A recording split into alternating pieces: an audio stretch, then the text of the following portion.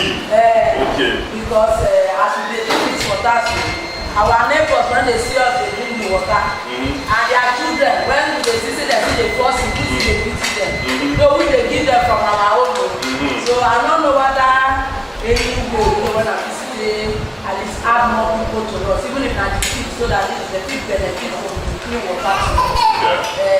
For those other our neighbors when they are not we're not getting this. Okay. So that's a good one. We'll find out we'll do that one so that other people will get the kits and the thing they use. Just how many people we fit these kits. We don't think how many people our resources reach to fit take care of. But yes, we will think about that. That's a good one. You think about your neighbor, and the most important thing with that, you do for yourself, you got to still think about people really around you, how you can impact them and help them, right? Good.